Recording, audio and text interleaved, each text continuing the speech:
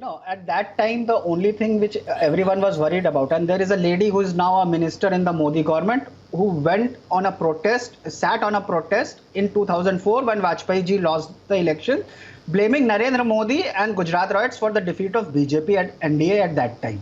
So to say that everybody at that time was targeting Modi is unfair. Because at that time, Modi wasn't the star that he became later.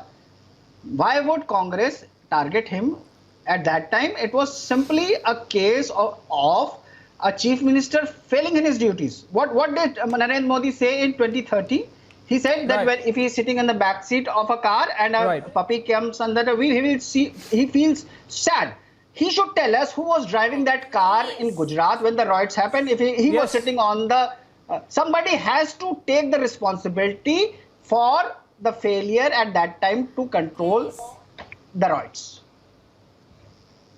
Teesta could do what she did in terms of abusing the process of law. Remember, this is during a period when UPA was in power.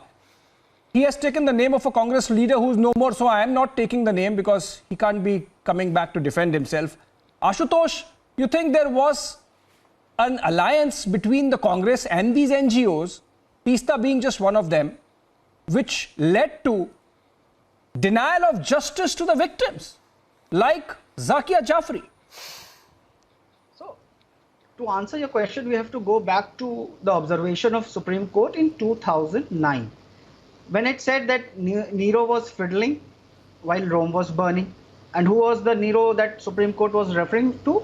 It was... Oh, you are comparing apples and oranges. Come on, Ashutosh, please. Argument for the sake of argument. No, I will not allow that. You are talking about something which is not connected with our present debate. Please understand, we are talking about some Supreme Court verdict. You will understand. In the immediate present. No, it's not connected. It's not connected.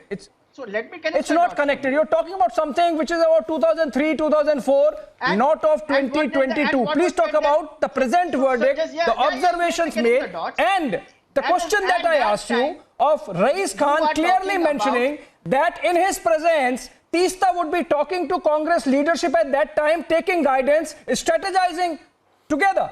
So, Abhishek, you are taking one person to be Raja Harishchand. Let me connect the dots for you. At the same time, there were allegations that the victims are being pressurized to change their statement. Number one. Number two, even at that during that time in 2002, the Prime Minister at that time had Atal Bihari Vajpayee. Where is that? Is it there in the Supreme Court verdict? Rajdharm not being followed. What does that mean? It's not there in the Supreme Court verdict, Ashutosh. He wasn't convinced. It's not there in the Supreme Court verdict, Ashutosh. So let's come. It's not there in the Supreme Court verdict, Ashutosh. And remember, for interject every time you find something uncomfortable. No. Listen, Ashutosh. You are digressing. You are diverting. Let me get Madhu Kishwar on that note. Madhu Kishwar saying that things have no. Ashutosh, no, you are not being fair. You are diverting and digressing. You are not answering my question. Whether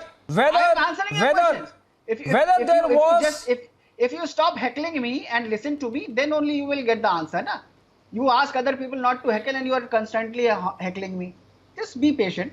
Let me complete what I am saying. Give me my 30 seconds. So, when you talk about this gentleman... Go ahead, finish it.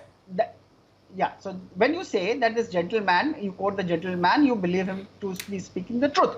What about those observations? What about the charges made then that the witnesses were forced to change their... statements. Where are those charges, Ashutosh? Where are those charges? What we are talking about is the Supreme Court judgment which has dismissed Zakia Jafri's petition, who was only a front. Everything, this petition itself started with 67 pages, ended up being 514 pages as part of that protest petition. Now let me go to Madhu Kishwar. Madhu Kishwar. No, Ashutosh. Madhu Kishwar, you have to get in now. Madhu Kishwar, Ashutosh is saying that these witnesses were tutored. He is admitting that these witnesses were tutored, but as a counter to pressure on witnesses from the other side. Can this be believed?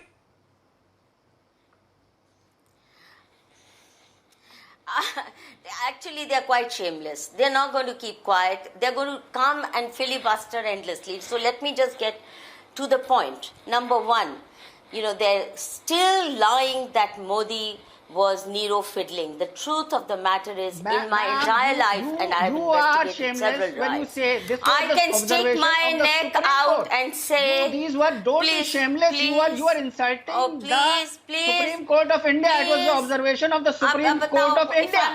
Don't shamelessly try to defame the Supreme Court of India. It's not my words. It was the words of the Supreme Court of India which said Nero was fiddling. I'm going to be heckled? You're not protecting me. Let me just quote from the Supreme Court then. Let me give you Supreme Court's word. Please protect me. Please ask. Please mute him. Madhu, just let me give Ashutosh what Supreme Court has said. Then Madhu would answer. Ashutosh, Supreme Court has said that an attempt has been made to question the wisdom of this court. Now, Madhu, go ahead. Okay. Firstly, as far as propped up witnesses are concerned, her own right-hand man, Rais Khan Pathan, not only went to court, but he has given video-recorded interviews, not just to me, but many others, who said, for example, how he and others were hired to scout for victims and then help them fill fake charges. And Anand Fananme, she had a whole team which would come with cyclo-style forms. They didn't even go to court. In relief camps, Teesta had organized that the government should come and allow her team to fill complaints and register FIRs. Now, the fact of the matter is, all her witnesses collapsed under investigation. And the worst case is not just this Zakia Jafri case, where she was proven to be a liar, but take the best bakery case, where Zahira Sheikh, she sent Zahira Sheikh to jail because Zahira Sheikh wanted to tell the court the truth. She had taken her under custody. She was making millions of rupees in her name, had kept her captive in her house in Bombay, and she was inviting people to listen to her so-called victim story with lies, lot of lies added to it. And when Zahira Sheikh said, you promised me rehabilitation, here you are making money for yourself. And what did she do? She went to court, and with a pliable judge, she managed to get, imagine, she managed to get Zahira Sheikh sent to jail for going back, allegedly for going back on her testimony. But what Zahira Sheikh told the court was, I'll be killed if I don't follow her dictated testimony.